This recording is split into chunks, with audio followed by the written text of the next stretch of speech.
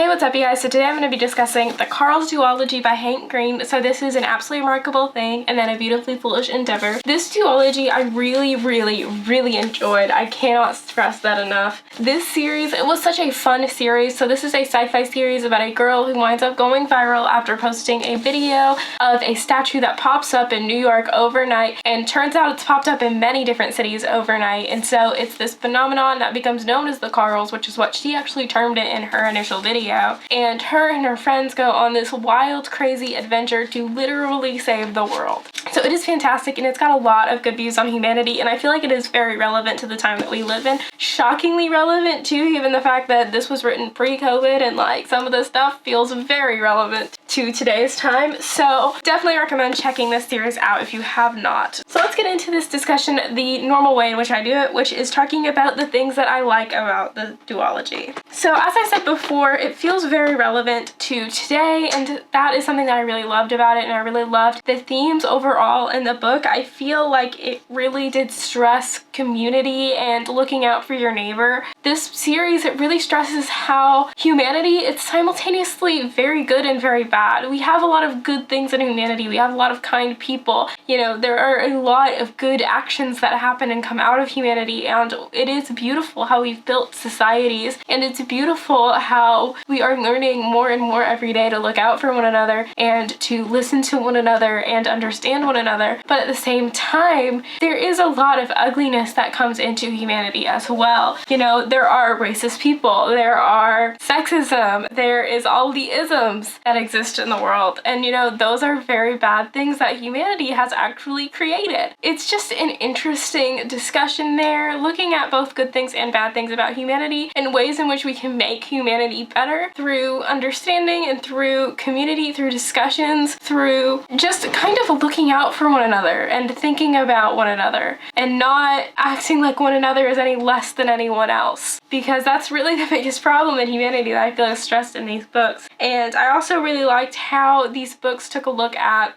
the fact that humanity, we really are on track to destroy a lot of the things that we have created. The planet does not have forever, you know. Humanity, it will destroy itself if we continue on as we are. So I do like how this book also kind of brings that to attention, and how there is a need for change. There is a need for more kindness, and there is also a need for looking out for things like the environment and thinking about things outside of our own person. So I just really love that overall message, and I think that that is a really impactful message and very important message for the time in which we live in. I also really loved the cast of characters in this series. They all felt very unique, and I loved how they all offered very different perspectives on what was going on, especially in A Beautifully Foolish Endeavor, where you actually start to get different sections written by different people. I thought that that was really impactful, and I especially in A Beautifully Foolish Endeavor really loved Maya's sections. I think that she really had a lot of perspective that I thought was really important and really relevant. Andy's sections I thought were very funny. I actually really like one moment where he kind of takes a look at his wealth and he starts to realize the problem of having too much money and how do you possibly spend that much money. So I really liked that aspect, and I liked that discussion. I also like the discussion about power and how in consolidating power in a few people, it's really not a good thing. And so I really like how this book kind of stresses how power needs to be distributed, and it needs to be not just all in one person or all in one entity or all in one corporation. It really needs to be distributed, or else you do get unfair practices. I also really liked the commentary in this series on online fame and how that has really impacted people. I watched a documentary on Netflix that I didn't really like that much, but I do think it had one relevant bit to it, which was that it kind of discussed how we weren't really built for so much instant feedback on what we do. You know, whenever you post something online, you get a lot of instant feedback for it, especially if you are very popular. So like, for example, Good Mythical Morning, they get millions of views every day. You as a person, you're not really prepared for that much feedback in one day. You're not prepared for 1 million people to watch a video of you and judge you. Like, mentally, we haven't evolved to that point. And so really that is just an interesting discussion. And so I like how this book took a look at that and took a look at how that really changed to April. And I really liked how April changed as a result of that, and that she didn't just stay the same, same, and it wasn't a change that could be reversed. It was a very life-altering change for her. I also really loved how random the story felt in some of its sci-fi aspects, especially with the pop music and the culture references like that. I just thought it was such a fun addition, and it made the story so funny.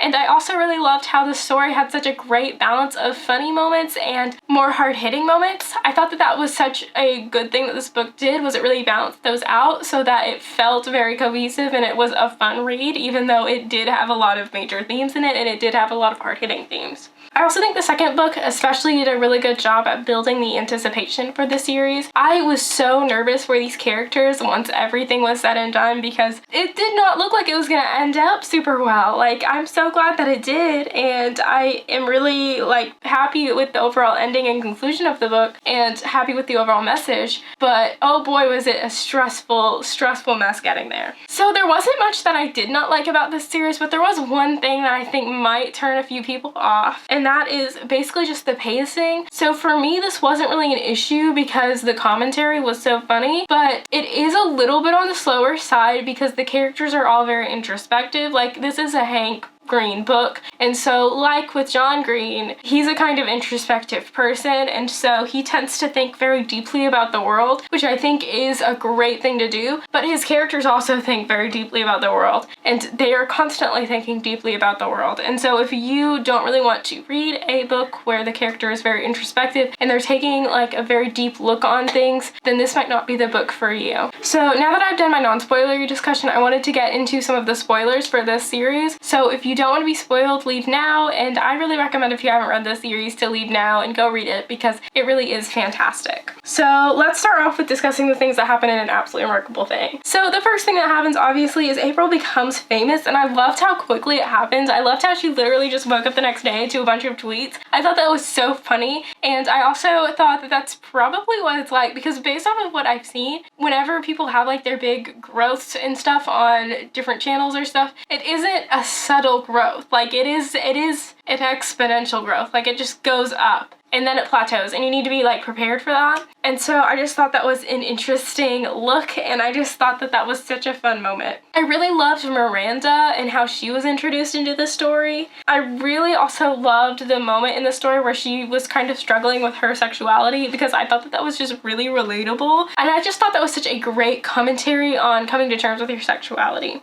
Next, let's talk about the dream sequence. So I really enjoyed the dream sequence. I thought this was a great use of dreams in the story. In most books, I think that dreams are kind of underused or underwhelming, or like I'm kind of like, why was this here? It didn't do anything for me. But in this book, the dream sequence was very important and integral to the development of the story. And I love how Maya came in and was actually a big part in that, even though she did not want to be famous at all. So I just loved how that worked out. And I thought that the dream sequence just sounded so fun. Like, I want to do it. Like, I want to play a reality game. Like, I want to do it. So I also really enjoyed Peter's introduction and how he kind of came about as a character, because I thought that this felt very relevant to how things kind of are today. Because Peter, he really created an us versus them mentality in regards to the Carls. And I thought that that was such a great thing to discuss, because that's something that happens a lot in media, is it stops becoming so much about what your actual side is and more about just beating your opponent. And that's actually a big thing that like politicians and things do, is they create this us versus them mentality, and it's not good. It leads you to try to defend ideologies and stuff that you might not necessarily agree with. And I think that it's just really important to try to separate yourself from any type of us versus them mentality. Like, you need to have your own thoughts and opinions, and you don't need to like just make those all be the same as one group. You know, like if, for example, you're liberal, you might not agree with everything that the Democratic Party does, and so you need to kind of acknowledge those things and recognize those things, and vice versa for conservatism and the Republican Party, because personally that's just something I feel like has been a big issue in the past year, is just how we turned this debate into a lot of an us versus them mentality and less of a let's discuss the actual issues and how we can fix them. As I said before, I really liked how April changed as a result of her fame, and I really loved how, because of her fame, she wound up writing that book and participating in NaNoWriMo. It just felt like such a call out to the booktube community, even though I don't even know if the Vlogbrothers even know about that. I mean, maybe they do. I don't know. I don't know how involved they are with things. but I just thought that was such a great call out for us in the community. So now let's talk about the end of the first book. So at the end of the first book, the dream sequence winds up getting solved by Peter and the Defenders, and I was so shocked when that happened. I was not prepared for it. And then April winds up figuring out how they figured it out, and I loved that. I loved how it really centered around her and how everyone was so focused on her. I thought that was such a just fun little addition to the story, and I thought that that really showed an important characteristic to the Defenders. And I think that again just shows an important topic in the us versus them debate, how you actually start to just focus on so much the other side of things and you don't look so much at your side of things. So I loved that overall moment. And then I loved how April wound up going to the warehouse, and the end of that book, the cliffhanger, it left me so shook. Like, I was not prepared for April to just like die, kind of, and then the knock knock, like, what? That was so terrifying. Like, April was my character. I felt so relatable to her, and that moment just, ooh, so shook. So now let's talk a little bit about some of the things that happened in the second book. So my favorite thing that happened in this series was the Book of Good Times. The whole Book of Good Times thing that was going on in the second book, I absolutely loved it. I loved when Andy first got it and he just kind of read it, and it was just so genius. And I thought that Carl was so genius for creating that. And every time that I read it, it just made me laugh, honestly. So I really loved Maya's commentary on race in the second book. That's part of what I really liked about the second book, was getting some of those thoughts from like Maya and from Miranda, because I think that that really helped to develop their characters, but also for us to kind of see what it's like from their perspective and from their side of things. And I really liked how with Miranda, she seemed to actually kind of develop as she was writing the story. So she developed within the story itself, but also her kind of narrative and perspective on the story, it felt like it kind of changed over time as well. So I kind of liked that overall. I actually really liked that overall. And as I said before, Maya's commentary on race, I just thought it was very relevant. And as someone who's white, I like hearing that commentary and trying to understand what other people's circumstances are, because I'm never going to understand what they are if I don't get that commentary. So I thought that was just really relevant and really important. So I also really loved the potato in the second book. I am a huge potato lover. Such a great segue, but I'm a huge potato lover, and so I loved the potato. Tater was my favorite character in the series, okay? I'm just kidding. But I thought that Tater was such a fun addition to the story. I loved how Tater was just randomly thrown in there all the time. It really felt like such a fun addition, and as someone who just loves potatoes, it felt like such a moment that was literally written in the book for me, even though it wasn't, because Hank Green doesn't know me. But I felt like it was for me. I felt like someone was like looking down on me. It was like, this, Ross, this is for you. In the second book, I also really loved Andy's sections. They were all really, really funny, and I really liked how he became a lot richer and how fame started to affect him kind of in the same ways that it did April. And I thought that that was really cool. And I really, really liked his kind of thoughts on wealth, especially as someone who started to get more wealthy, because at one point he literally was a billionaire, and so he didn't know how to spend that money. He was like, what do I do with this money? And so I thought that that was just such an interesting look on things, and I thought that it really just kind of showed such a difference in these characters and their lives. I really loved how Maya got a Book of Good Times too. I thought that that was super fun. Like, the Book of Good Times, again, just made my day. And so when Maya got it too, I was like, holy crap. And then I started to get concerned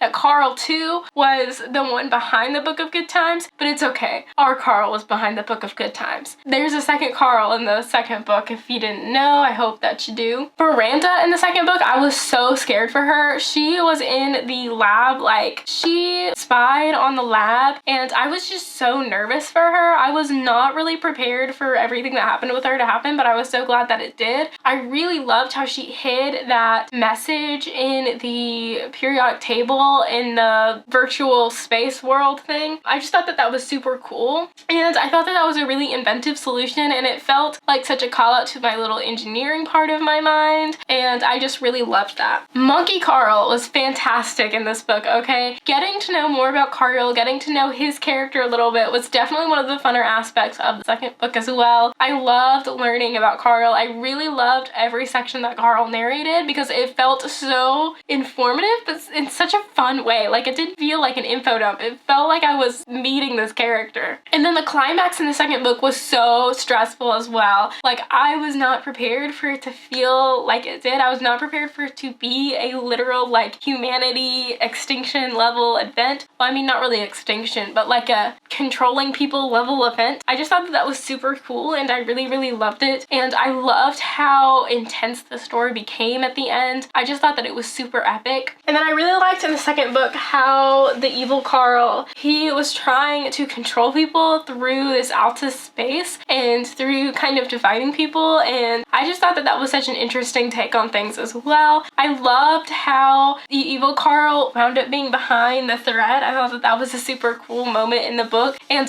when Justin Bieber tweeted in the book, okay, that was the best moment for me. Like, Justin Bieber is bae. He has been my love since childhood. You know, back when he had the Bieber cut, I've been loving him since then. You know, baby, baby, baby, oh, I can't sing, so that's the best you're gonna get from me, but I love him. And so I just thought that was such a funny moment, and I was like, holy shit, he's Justin Bieber. And then the thread didn't wind up being Justin Bieber and being evil Carl, and that's fine. So anyways, that is my thoughts on the CARLS Duology by Hank Green. So if you like this video, please like, subscribe, comment, all that jazz. Comment down below your thoughts on this duology. I post videos on Tuesdays, Thursdays, and Sundays, so I will see you in my next one. Bye!